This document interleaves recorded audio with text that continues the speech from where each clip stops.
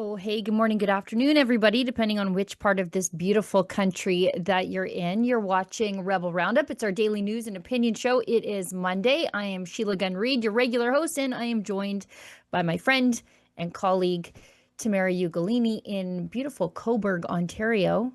Tamara, how's it going? Good, good. Well, beautiful. Recently that's up for debate, unfortunately, with the proliferation of crime and drugs on our streets.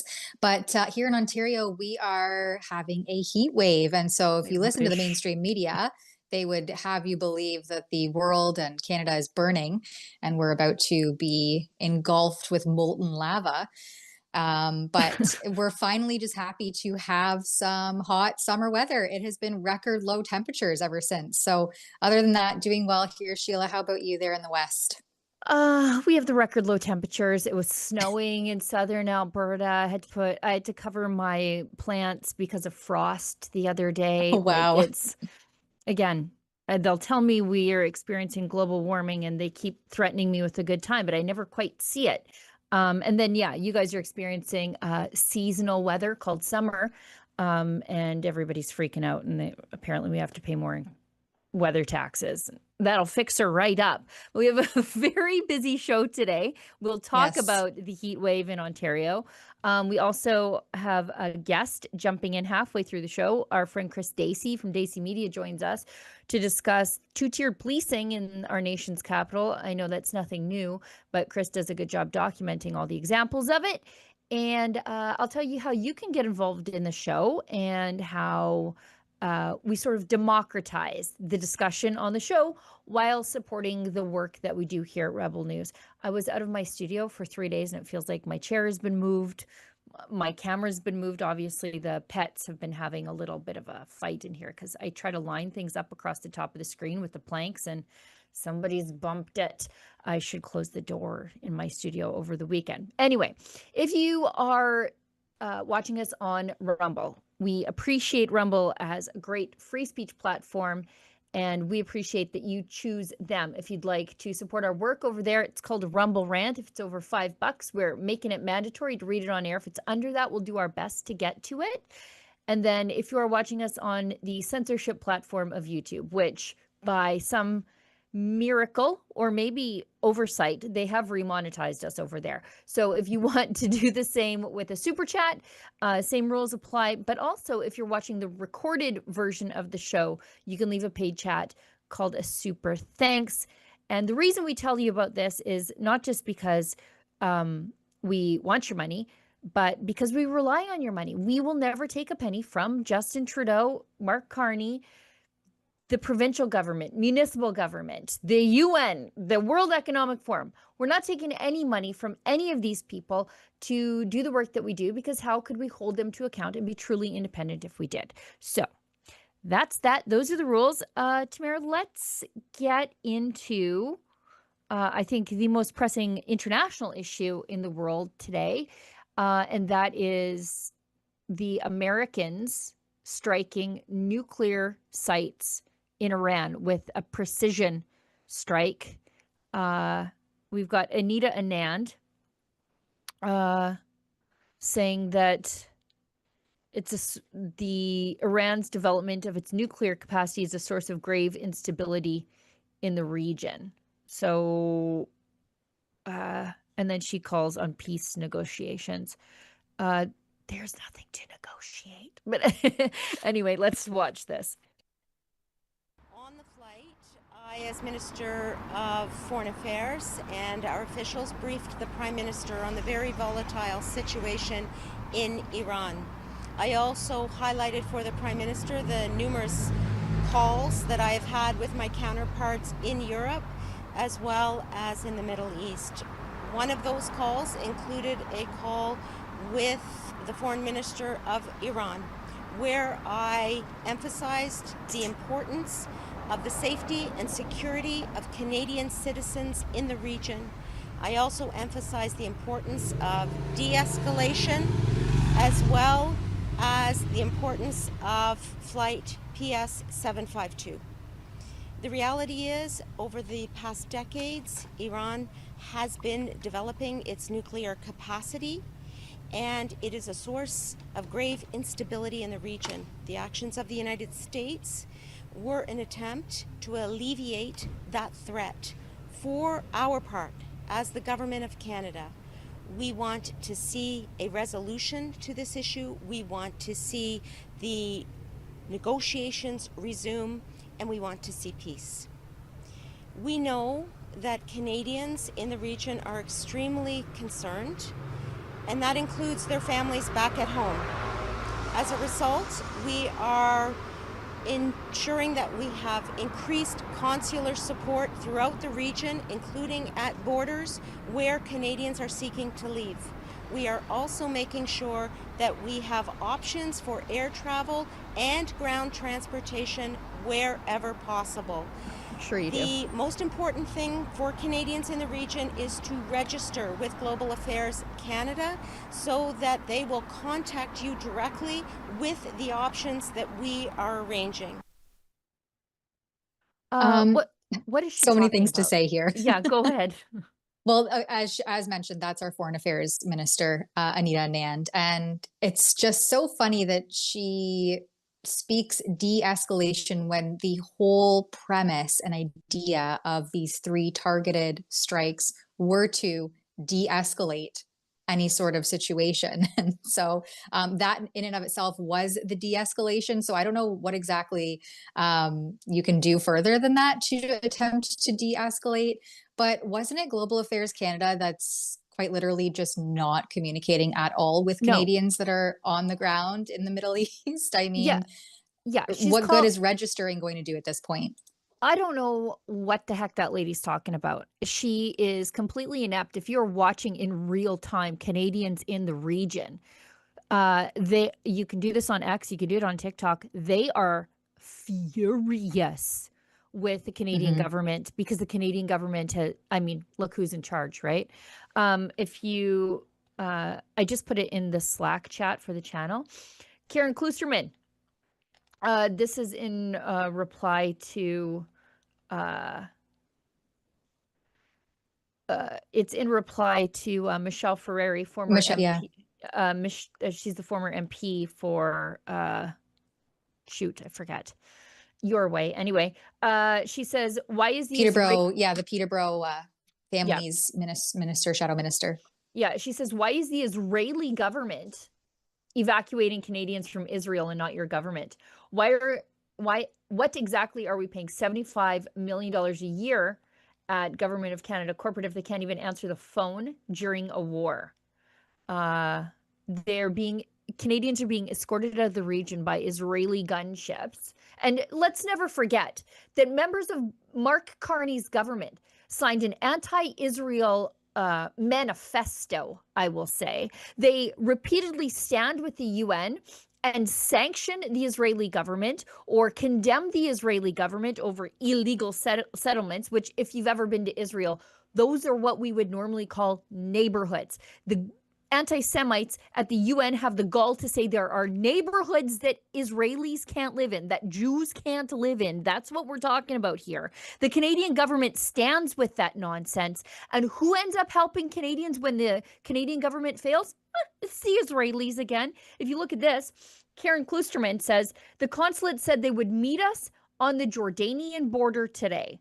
Luckily, the French gendarmerie was there to help. Canada, nowhere. This is Chris, and he boarded us on a bus under the French consulate. Canadians are stranded there. And I guess the only open communication Anita Anand has is with the terrorists in Tehran, the world's leading state sponsor of terror. That's who she's in communication with. Make it make sense. And this is after 10 years of the reign of terror of Trudeau. I'm just pulling up a piece here that came out in March. His government directed through Global Affairs Canada, the same one that's leaving Canadians just out there in war zones, spent $11 billion on overseas gender programs. Right.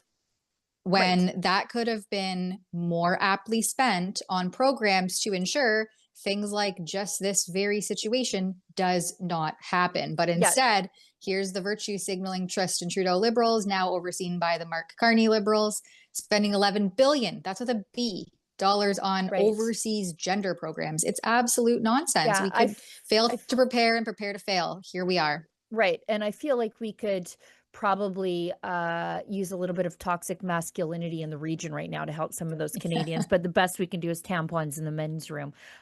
We've got breaking news happening now. Looks like the Iranian government, that's leading state sponsor of terrorism, is firing missiles at a U.S. base, or at least a base where U.S. forces are stationed in Qatar. So, and then open source intel says sirens sound at U.S. bases across the Middle East, including Syria, Iraq, Jordan, Saudi Arabia, Kuwait, Bahrain, Qatar, the UAE, and Oman. So, not good. Not good. Not great. And what's Anand gonna say? We call for peace. That's great. But the Americans, their bottom line is that peace for between, well, I guess the entire world and then the IRGC, because I think that's who they're at war with, because they want an international caliphate, the IRGC. The peace is total surrender. I mean, how do you negotiate with the world's leading state sponsor of terror? You shouldn't, right? I'm not one for regime change, but did anybody ever say that they needed to negotiate with Al Qaeda? Like, why do we continue to legitimize these madmen? Mm-hmm.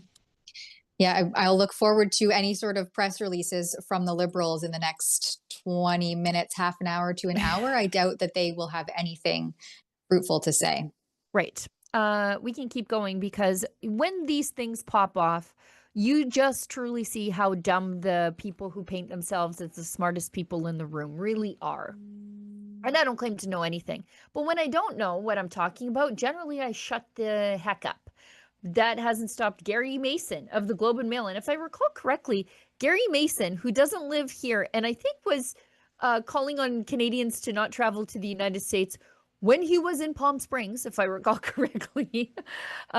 Gary Mason, this is Ezra's tweet. Gary Mason, pride of the Globe and Mail. Canadians can't be trusted with a firearm, but the Ayatollahs can be trusted with a nuke. This is what he tweeted. I'm hoping someone will soon explain to me why it's okay for Israel to have nukes, but not Iran. Because Israel's not going to use their nukes, and Iran wants to use them on everybody. How's that for a start? Iran wants an international caliphate. And if we don't agree to their international caliphate, they're going to kill us all. That's why they want the nukes. I'm sure there's a perfectly good reason. I just haven't heard it yet. Then you're an idiot and you're not listening. And then Ezra contrasts that with his tweet from 2012. According to weapons advocates, the idea of allowing people to have guns is so they can arm themselves against other people with guns. Insane. Like, right. Pick a lane. Well, and to use his logic on the whole Iran thing, if the criminals have the guns, why do the police need the guns? Like, you know what I mean? Like, it's just so stupid. Ryan O'Connor had a good response to it. He said, what did he say? Gary Mason in 1935 or 39. I'm hoping someone will soon explain why it's okay for the United States to have a large military, but not Germany. Yeah. Same vibes. It's exactly the same vibes. But these are the smartest people in the room. Never forget that. They are the real journalists, and I'm just some yokel hillbilly who doesn't know anything. Yeah, they're the accredited media that get all of the insiders' scoops. And we're just identifying apparently as journalists, which, I mean, these are the same people who think that men can identify as women and have no problem with that. So, hey, if we can just identify and self-ID everything, then why not? Exactly. And then we have a tweet here, or it's a post, I should say. It's a saved post because it looks like it was actually deleted by the LA County Sheriff's Department. Yeah. Yeah, LA County Sheriff's Department, they are unable to control the riots there, or were unable to control the riots. So they had to call in the big dogs because I mean, it's LA. It's nothing without a riot or a medieval plague. I think they had some sort of medieval plague break out in their homeless slash drug slash crime encampments there. And they issued, and why? Why even issue a statement? Again, if you don't know what to say, keep your mouth shut. They said, our hearts go out to the victims and families impacted by the recent bombings in Iran. What do you mean, the mullahs? The IRGC generals? The nuclear scientists hell-bent on destroying the world? Like, talk about sympathy for the devil. It was a targeted airstrike, directly designed to mitigate damage to civilians. They use the bunker buster bombs or whatever they call them. While this tragic event occurred overseas, I don't think it's tragic to stop the nuclear aspirations of death cult. But anyway, the Los Angeles County Sheriff's Department is closely monitoring the situation alongside our local, state, and federal partners. At the moment, there are no known threats to Los Angeles County. However, out of an abundance of caution, we are increasing patrol checks at places of worship and other sensitive locations throughout the county. What does this even mean? Yeah. Are they worried that Trump is going to bomb a mosque in LA? Like, what are you talking about? Yeah, it's really bizarre. I guess maybe they're concerned about the igniting of sleeper cells in LA. But what places of worship are they talking about? Yeah, it's way to make yourself the center of the universe when there are other more important things happening than outside of LA. Yeah, just shut up. Like, just shut up and deal with whatever squalor and squalid conditions LA has descended into, where you have major department stores closing because they can't deal with the shoplifting. Deal with that and let Trump deal with the foreign policies. Like, they flat out say there are no threats to LA. Okay, then what is this about? Like, why are you tweeting? Why? Why? Because you just look like an idiot. Out of an abundance of caution, we must deploy more officers in the area at your tax dollars' expense. So yeah, thanks for that. In an abundance of caution, shut up. Try that. We've got, speaking of idiocy, Department of Homeland Security Secretary Kristi Noem, who I really quite enjoy her, just slammed former Canadian Prime Minister Justin Trudeau for failing to work with the Trump admin to secure our northern border and making false promises. She's saying some of the things that I have been saying, where she's like, he talked about a fentanyl czar or a border czar, and then we never heard anything.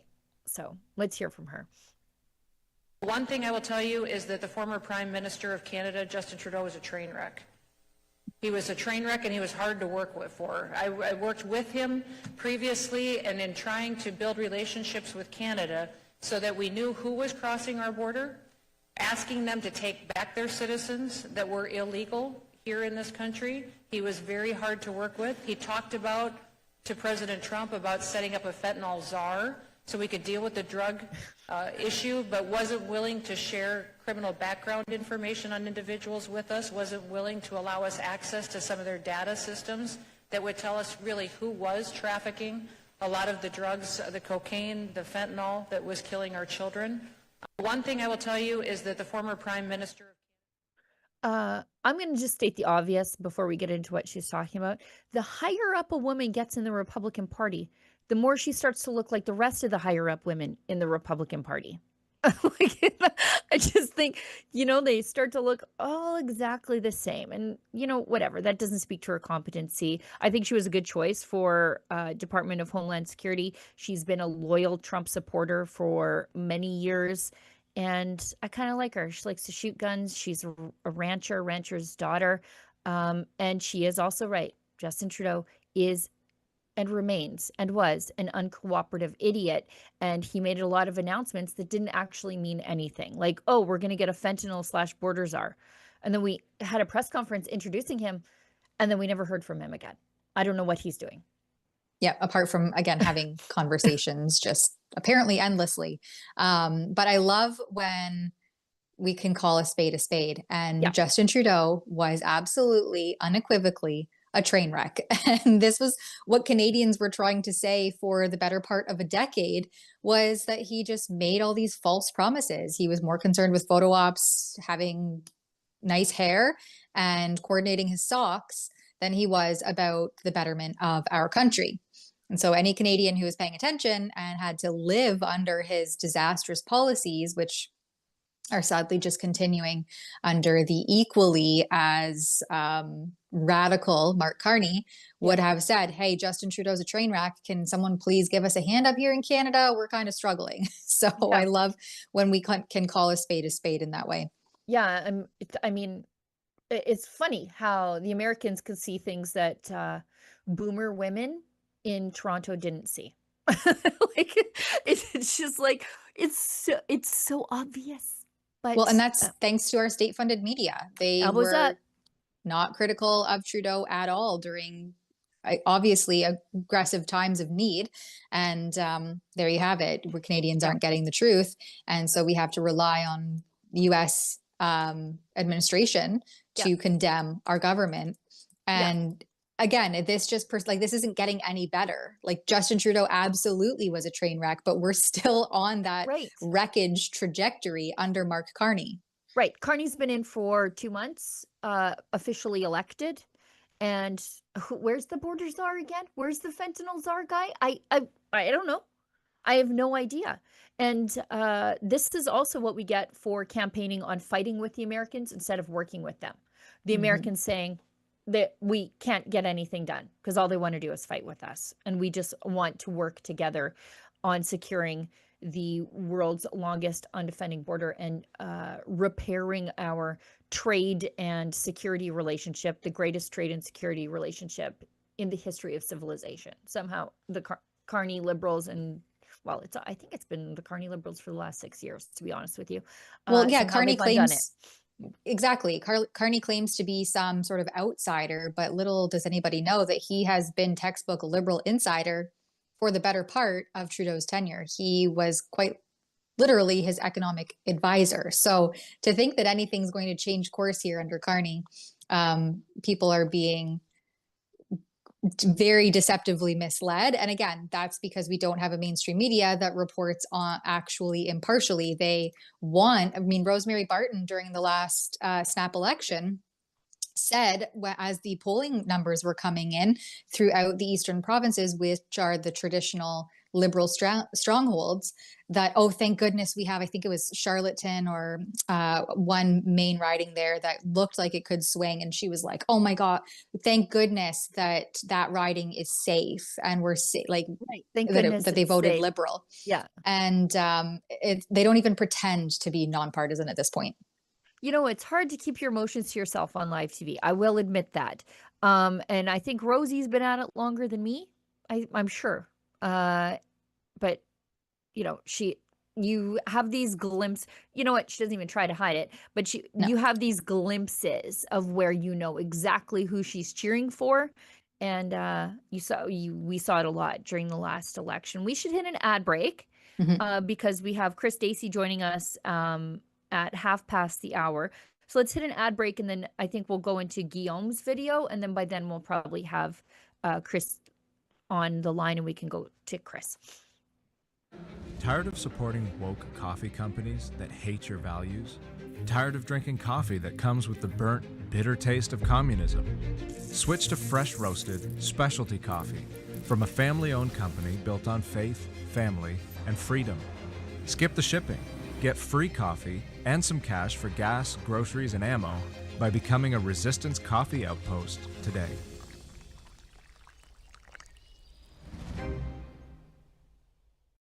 Canadians know the national anthem. They stand in silence to remember those who died for this country. But not every Canadian knows their rights and freedoms. The Freedom Passport will change that. It looks and feels like a Canadian passport, but contains the Canadian Charter of Rights and Freedoms in a portable, easy-to-read format. The Freedom Passport. Order one for yourself and for all the freedom lovers that you love at freedompassport.ca. Alrighty. All right. So, as many of you know, most of the company is on the Rebel News cruise. I had a last-minute appointment that I couldn't change or give up, so that's why I'm not on it. But we are still working hard. I feel like I'm working extra hard while everybody's on vacation.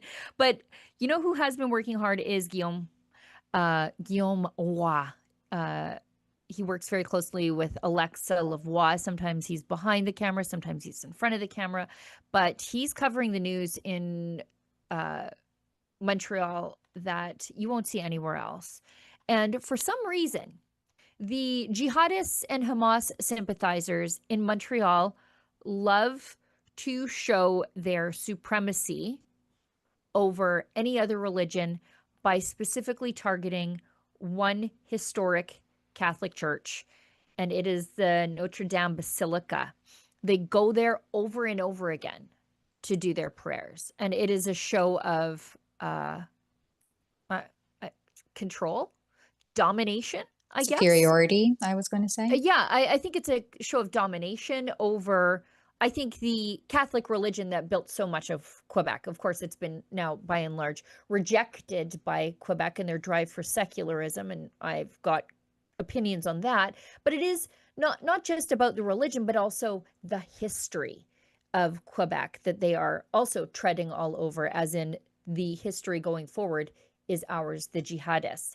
And so Guillaume was there, and this is like a 3-minute-ish video, but he's there peacefully just photographing it, or videoing it. He's not interacting with them. And predictably, these Looney Tunes and their white leftist enablers start to attack him, and then they complain to the police that Guillaume is there driving them into attack mode. Like, talk about blaming the victim. But anyway, let's look at this.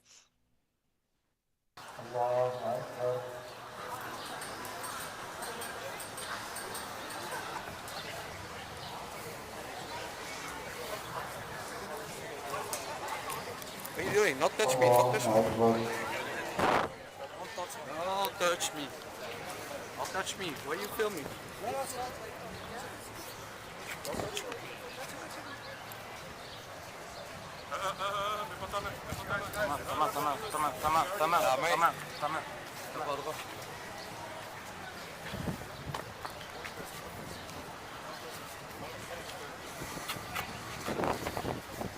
Hey, don't touch me, bro. Don't fucking touch me. Don't touch me. Hey, don't touch me, man. Get a fucking life. Back up. Put water shot. Telling the police. Don't touch me, huh? Don't touch me. Don't touch me. C'est lui qui m'a touché. Recule, c'est bon. Non.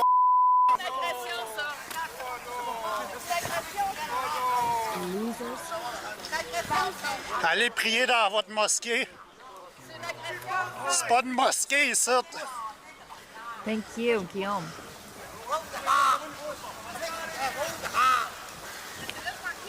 On est dans un lieu public. C'est quoi ton problème? T'as mis ta main sur un gars. Vous me bloquez. Oh, Baran Boismerde, bonjour. Comment ça va, Baran? Regarde, t'es dans mon espace. Reculez. On est dans un lieu public. Recule. Je veux juste filmer. Ils m'ont agressé pour ça. Là, après ça, ils font leurs victimes. Merci à la SPVM. Yeah. Merci à Emboldened SPVM. by the SPVM. Je suis dans un lieu public. J'ai 100% le droit d'être ici. Pourquoi tu veux pas que je te filme? Je vais montrer au reste des Québécois qu'est-ce que vous faites. Juste montrer aux Québécois. Tu vas avoir une plainte. Moi, je vais porter plainte une fois. Non, c'est lui qui m'a poussé. Comment ça s'approche pas? OK? Non, c'est un gros continue. Ça, c'est pas trop, là. On intervient uniquement. On est dans un pays libre. J'ai le droit de filmer vos prières. J'ai le droit. Vous autres, vous devriez prier dans une mosquée. Retourne dans ta mosquée. Prier. Oh, okay. I'm not harassing, I'm just filming. Filming is harassing? Filming is harassing. You wouldn't believe it unless you saw it. Threatened to arrest Guillaume. C'est sûr que vous n'allez pas arrêter eux. Yeah, exactly.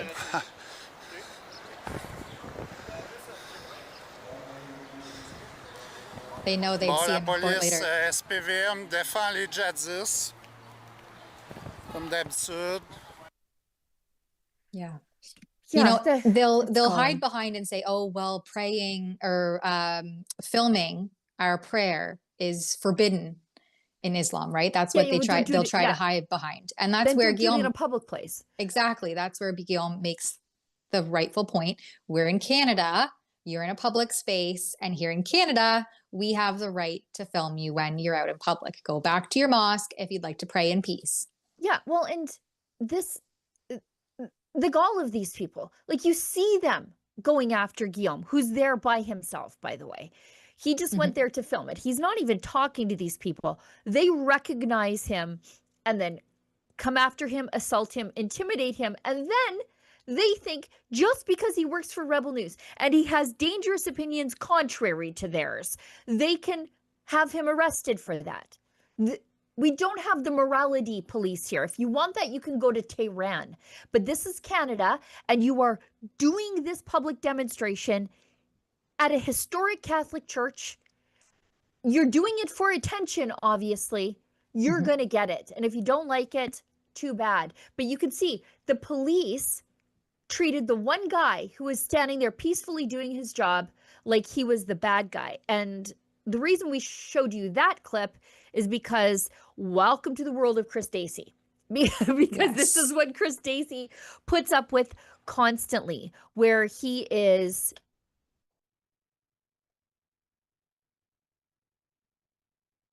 Oh, did we lose Sheila, or is that me?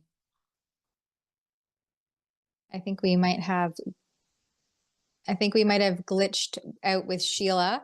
But we were about to bring on Chris Dacey of Dacey Media, who is pointing out the hypocrisy of the policing, as you saw on that same clip from Guillaume. So I think we have Chris ready to go, and we'll bring him on to chat about his experiences over the weekend in our nation's capital in Ottawa.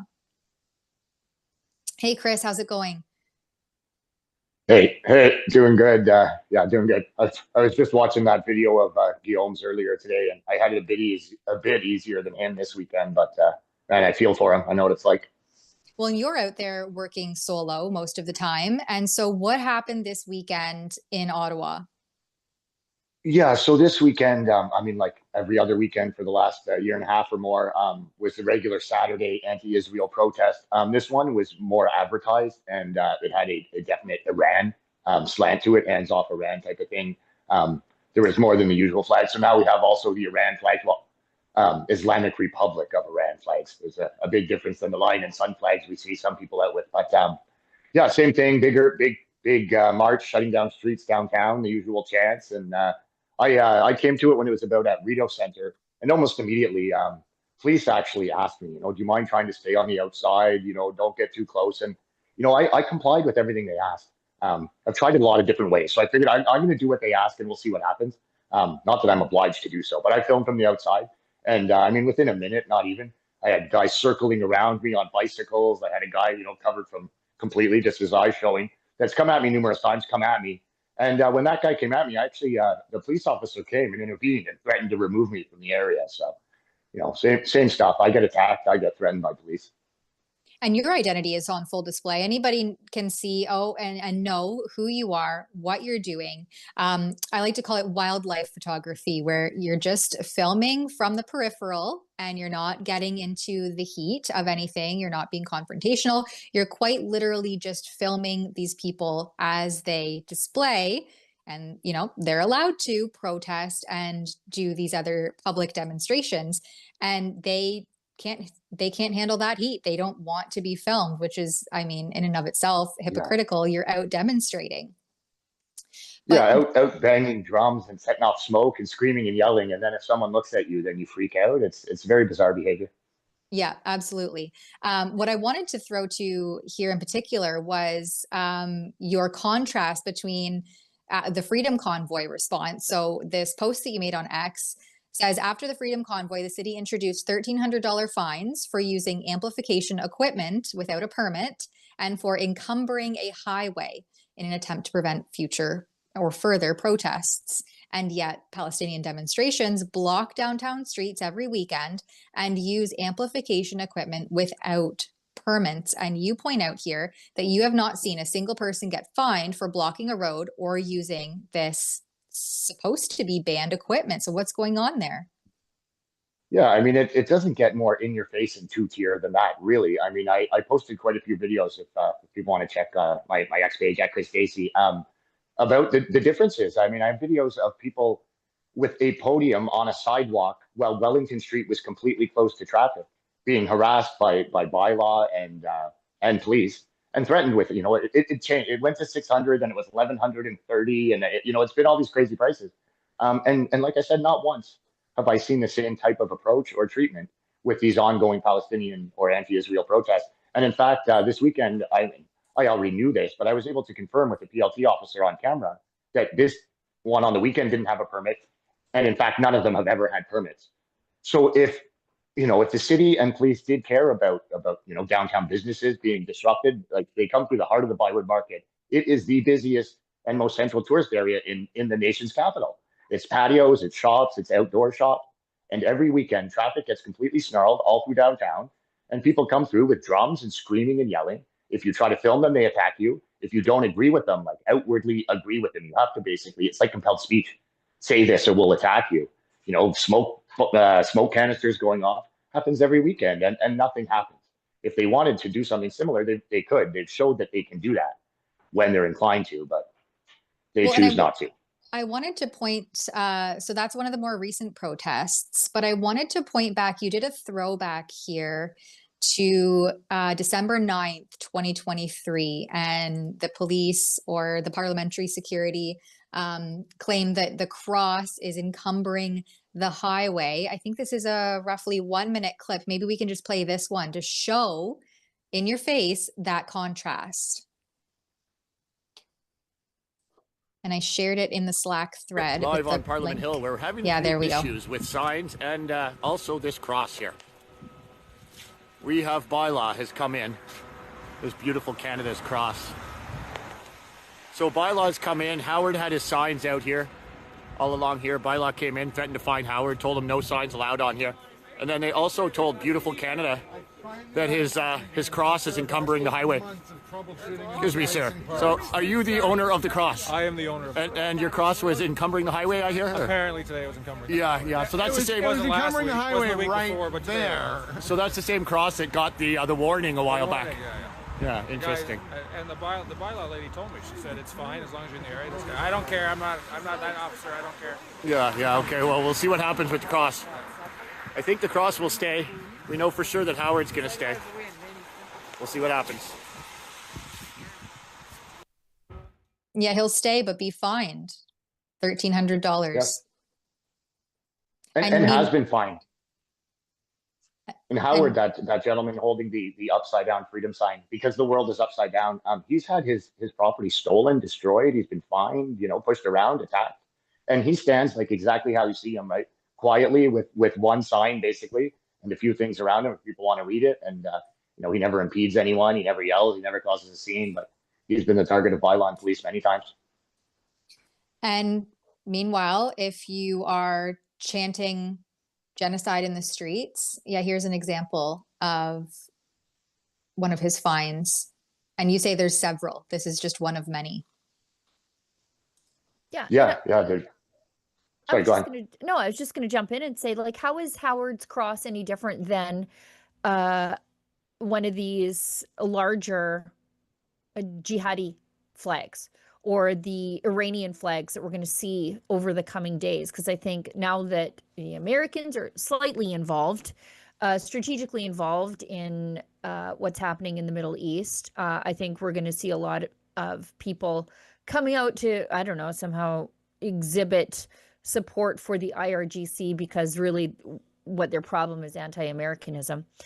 This is just an extension of elbows up, but you're going to see these big flags all over the place, and those flags don't take up any more room than Howard's Cross. Yeah, and the other thing is that cross has been there every weekend since the Freedom Convoy, pretty much. That's it's their actually problem beautiful with Canada. it. Yeah. So it's been, and off to the side. So they had already established like a working, acceptable kind of, working relationship. PPS were okay with the location, Parliament Police, as long as it didn't block the gate.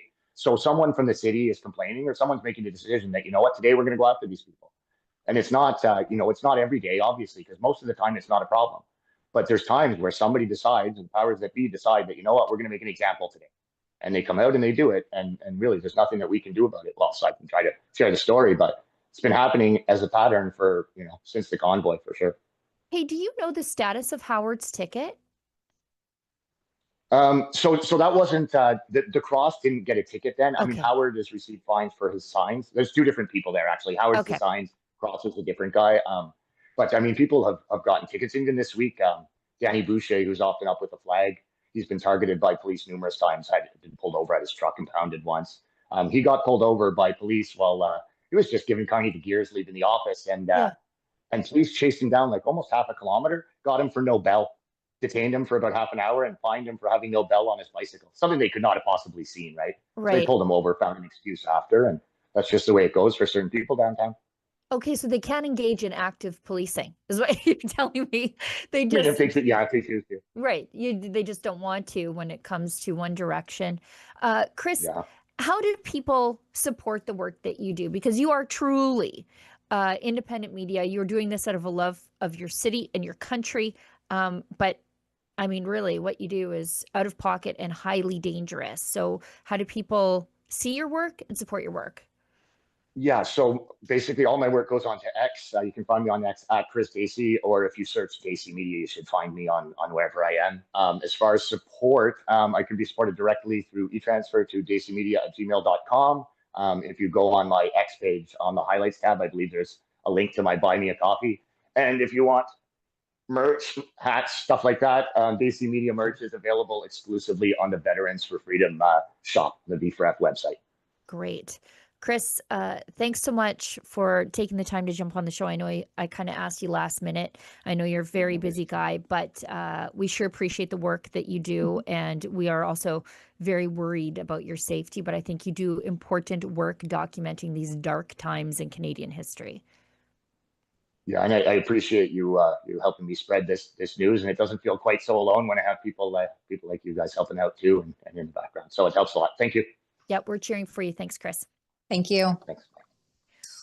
All right. Dangerous stuff he does out there by himself. And it's just so wild to just scroll through his X page and you can see and contrast it for yourself. I mean, the party would have you believe that you cannot trust your own eyes and ears, but there it is right in front of you. Please go have a look. Yep. Speaking of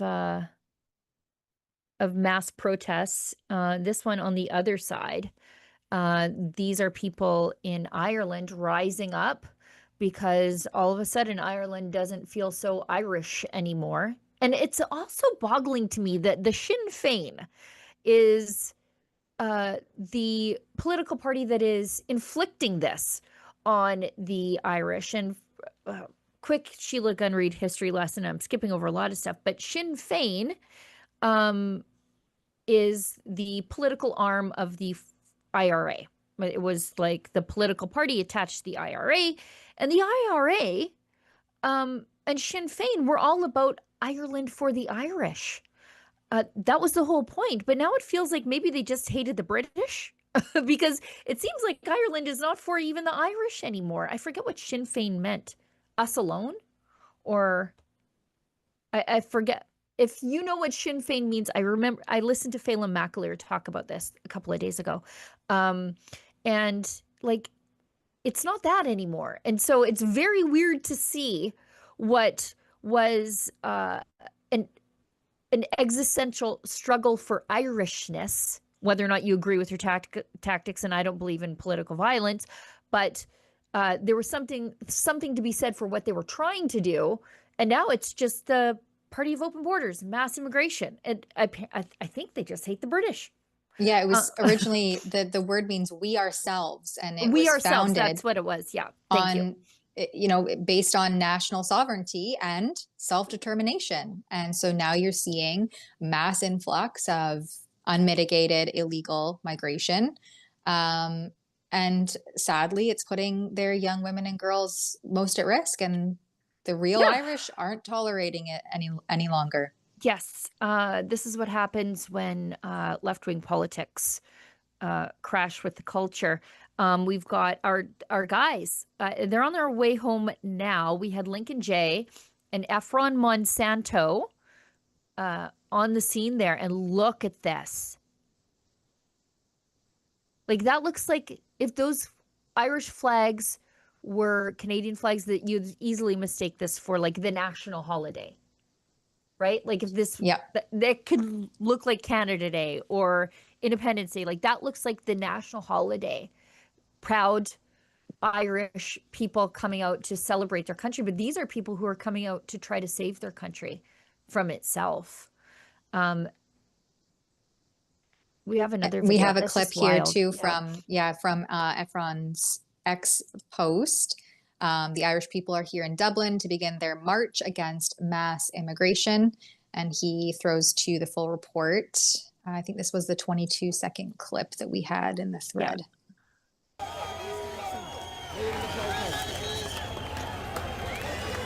Okay, we've got normal people walking along. Babies. Yep. Respectable. Everybody's covered up. So far, so good.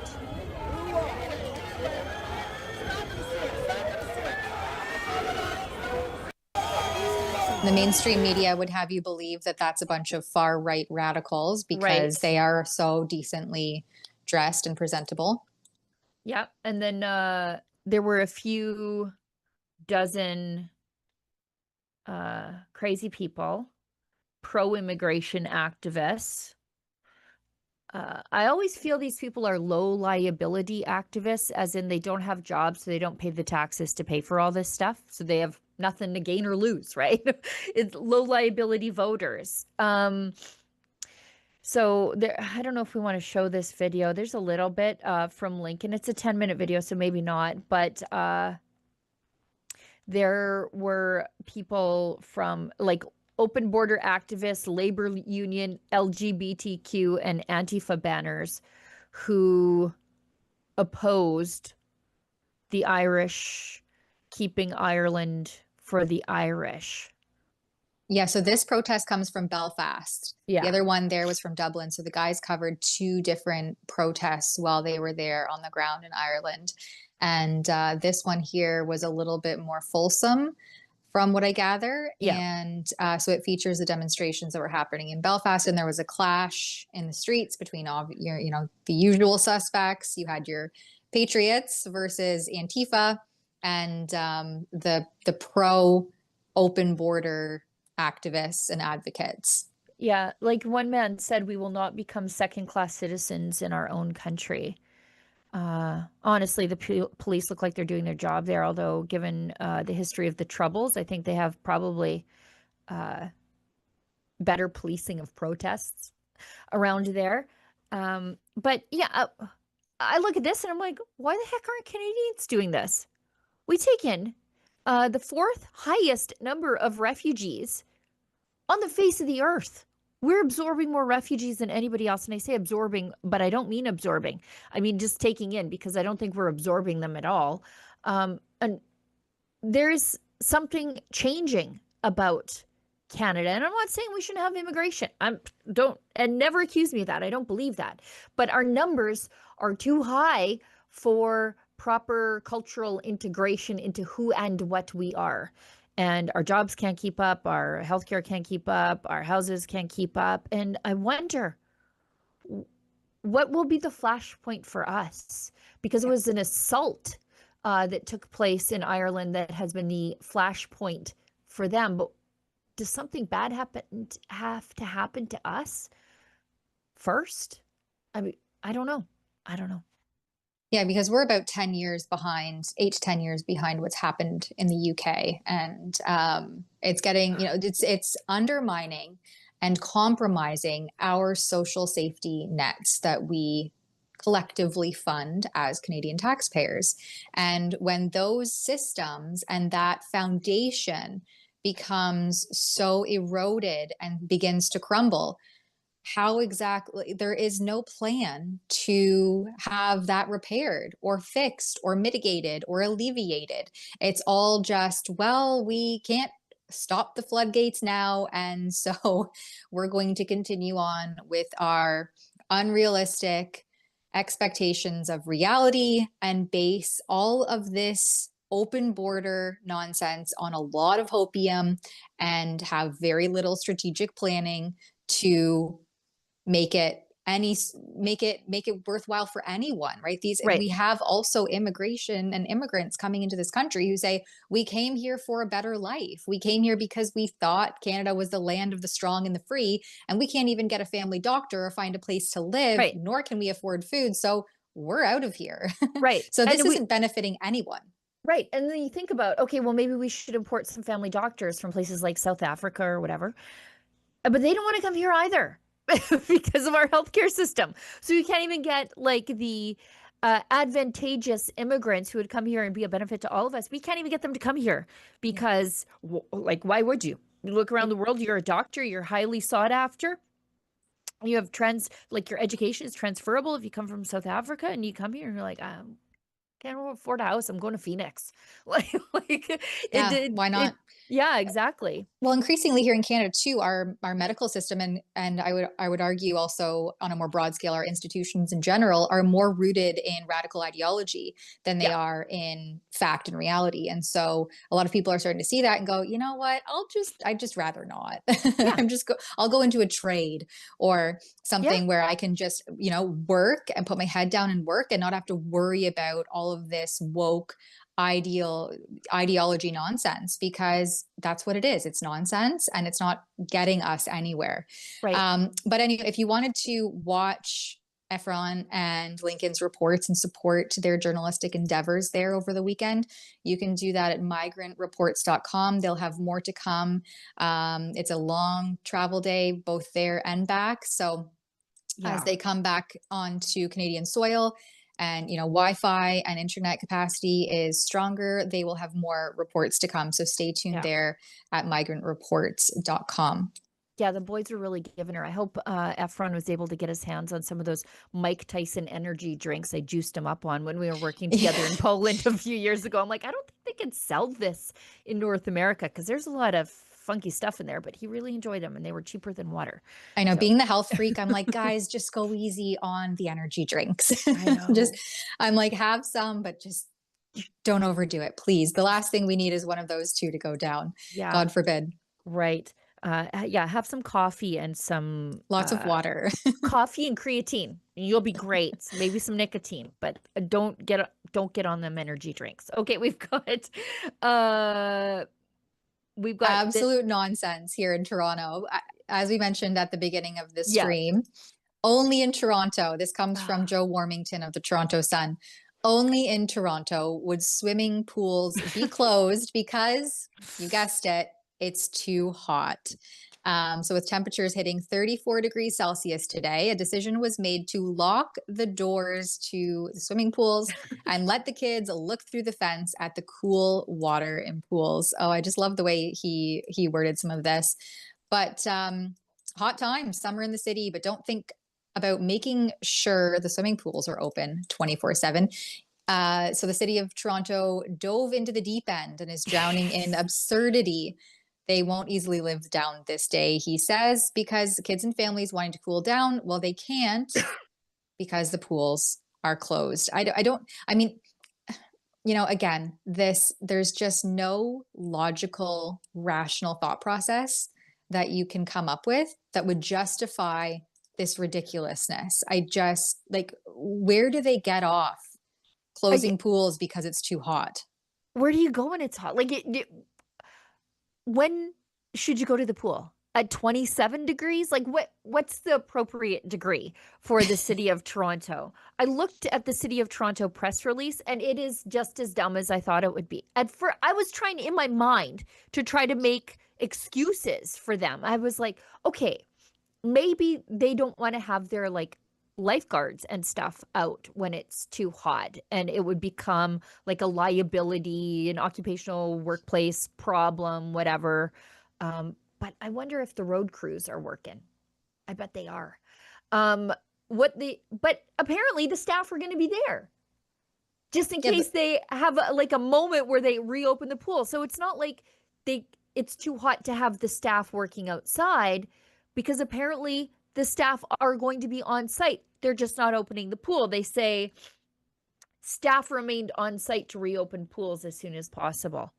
Okay, so the staff were there. You just closed the pools for some reason.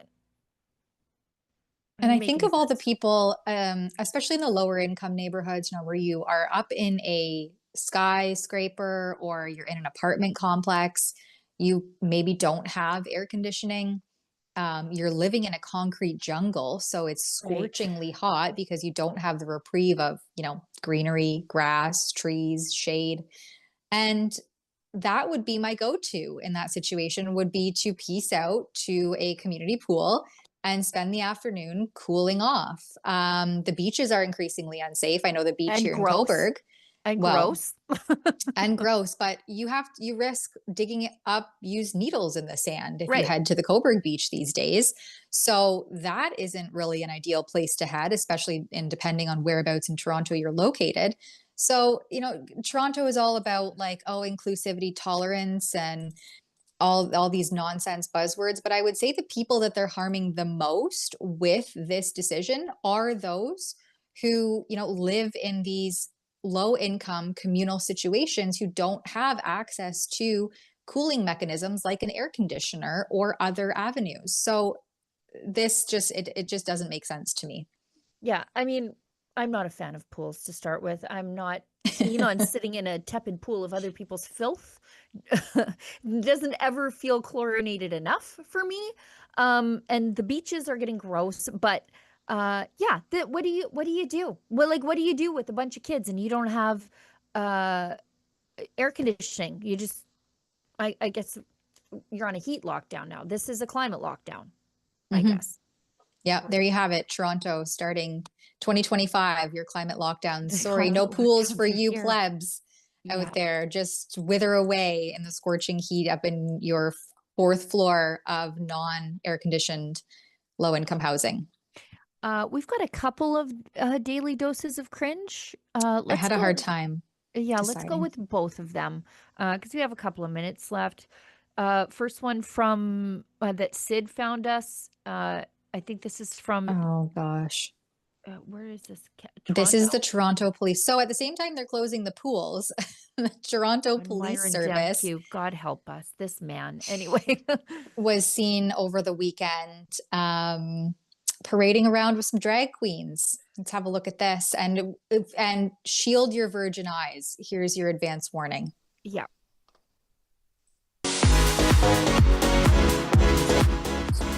Very exciting to be here this year at the Sailors and Woody's Bar on Church Street in this neighborhood where it started 25 years ago. Pride is a time to celebrate community, courage, and most of all, love. Pride is not just a celebration. It is a commemoration of all those efforts, all the past struggles, and to remember that we must continue the work. We're always trying to make those steps with the community and integrating with the community. This event is one of those steps. 25 years ago, it was hosted here for the very first time in an effort to re-engage the community, with the police officers. It is the 25th anniversary this year, and we are just thrilled to be back. So this gives everybody in the neighborhood a chance to come in, and they can see the police come into their safe space and interact. So I think it's a perfect opportunity. The fact that we are celebrating here today is part of our ongoing commitment to rebuilding trust with the 2S LGBTQI plus communities. Rebuilding this trust is something that is important to the service, and it is something that's important to me personally. Words are important. Words must also be backed by actions. When Chief actually just was put in as chief of TPS, we had meetings with him. We had lots of really difficult conversations. He has been nothing but completely open and supportive and humble, and I'm really hopeful. So we're not there 100%, trust me, but I see the progress, and it's been amazing, and this is just another example of that. We're not there 100%. You literally have uniformed police officers. The brass, the highest coming to your gay bar to parade around with a bunch of drag queens. How to get there? Yeah, what else do you need? Do you know what I would like to know is if the police actually bothered to confiscate some of the party drugs that are very obviously there, like, ecstasy, MDMA, or whatever. Like, there's obviously a lot going on there. And if the police are turning a blind eye to it and you have the cops there, I believe you're there. I don't know what else you want from the police service to get there, wherever there is. Yeah, we're not there 100%. So what are we at? Like 99, 98? What does 100 look like? That's what I want to Is that know. the police actually dressed in drag? Because I think we've also seen that there too. They're coming to your gay bars. They're marching in your pride parades. They're having special meetings with you. They're turning a blind eye to whatever is happening there. Very obviously, what does 100% look like? What does it look then like? they say, "Oh, well, we're welcomed into their safe space." This is Pride season, don't forget. So I think that everything and everywhere is currently considered a safe space. Yeah. I would like a safe space from just exposure to rainbows for a day. Just a day. That's all I want. I want to be able to go into the drugstore without like an everybody welcome here. Like, has anybody ever been turned away from the drugstore with by a security guard at the door? Are you gay? Yes? Okay, get out of here. That has never happened. So why do they have to have these little stickers on the door that says everybody's welcome here, as if marshals had been caught in the past turning away the gays? It doesn't happen. The irony was peak evident to me in, I guess it would have been 2021 or 2022 during the COVID hysteria. So in Ontario, we had the tiered responses. So you were in the gray zone, the red zone, the orange zone, and depending on which zone you were designated based on this arbitrary color map, you were more or less restricted in terms of businesses being open or what you could or couldn't do. And during that time, some local businesses took it upon themselves to start asking people for their papers. So prove to us that you are from this area, because we had people coming from Toronto, which was a red zone, into Northumberland County or into Cobourg and these smaller towns where we were in orange or green even, so that they could get, pedicures, get haircuts, get their nails done, facials, whatever. It was a lot of beauty related stuff that was kind of differently tiered in terms of being locked down.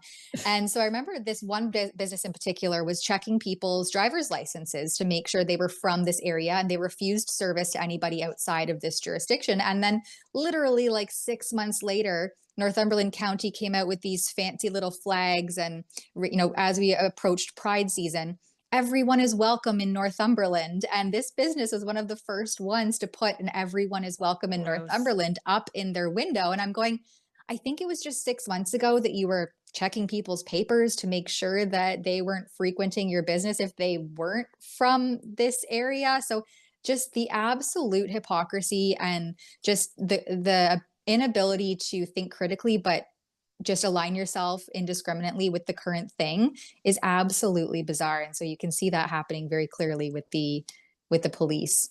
Yeah, it's Pride season, which means all your drugstore cosmetic sections have men telling you how to apply your cosmetics on all the like billboards and advertisements, because there's nothing like alienating your buyer base. It's just the dumbest thing. And then once fall hits, it slowly goes back to normal, as much as normal can be. We also have a daily dose of cringe. This was Tamara's. It's from America AF. They say, I'd say 99% of liberals belong in mental institutions. And then we can show this. Why? It's just terrible.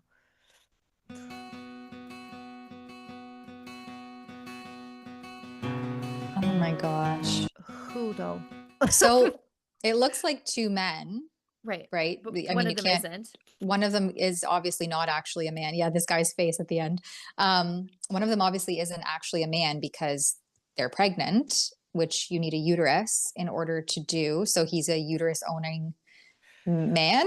I just, if you want to be a man and you want to play into these self-identity politics and you want to change your gender or be gender fluid or what have you, then why, if you want to present as a man and be referred to as a man and have all these physical features of a man, why in the heck are you getting pregnant? That is like, just pick which one you want to be, because men don't have babies. Women have babies. And if you want to be a man, why are you getting pregnant? Right. And because it's not about any of that. It's about destroying everything that has worked since always. It's about, it's the cultural Marxism instead of just the regular old socioeconomic Marxism where everybody, you know what I mean? It's about tearing everything down and replacing it with something worse.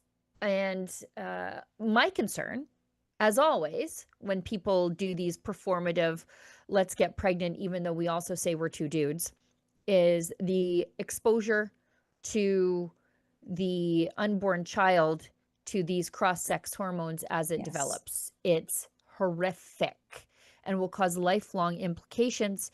But for these people, having a child is more of an NDP lawn sign than it is anything done out of for the sake of civilization. It's just horrific. Yeah, it's just super bizarre. But anyway, I think we've hit on all that of dark our... note. Yes. Do we have any chats, you guys? Okay, perfect. We should tell everybody that we are doing a by-election live stream tonight. For those of you who don't know, we are in Alberta facing three by-elections tonight. One is in Old Didsbury, where the Republican Party is doing their best to put on a good show. The outcome will sort of dictate whether the separatist movement, which is definitely not going away, will be a party movement or something across parties. I think that might be a little bit decided today. We also have the NDP leader, former Calgary Mayor Naheed Nenshi, running in a riding in Edmonton, and the NDP and the UCP vying over Rachel Notley's old riding in Edmonton, Strathcona, which I think will just go directly to the NDP. Someone will inherit it and that'll be done. So lots of things to watch. I think we start 7:45 Mountain, which is 9:45 Eastern.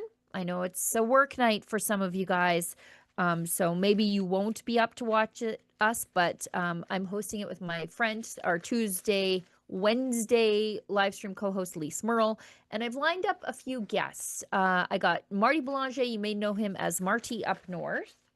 I also have Carla Treadway. Now, she's not from Alberta, but I want to get an outside of Alberta perspective on this. I think she's Diary of a CEO. Tarek Elnaga, he is our friend formerly of the Maverick Party, and Angelica is going to be in the Republican HQ. So we've got a full show, and these things come in pretty fast. So polls close at 8, and I think we should probably pretty well know who's where and what by about 9 o'clock. But the show will, I think, run till 9:30. So an hour and 45 minutes, hopefully tonight. And anyways, join us here on Rebel News. Or are we going to also cross stream to Rebel News Canada? Maybe, doesn't matter. But right here where you're watching us, that's where we'll be later. So I think that's it. Tamara, you can wrap it up. Yeah, thanks everybody for joining us, staying tuned for our chats, joining us later tonight also, and for everybody behind the scenes who makes this stream possible, even as we operate with currently a skeleton of a crew. So thanks everybody, and Sheila and Lise et al. We'll see you later tonight. We'll see you next time. Rebel News, signing off. Do you agree with me? It is time to make Canada great again.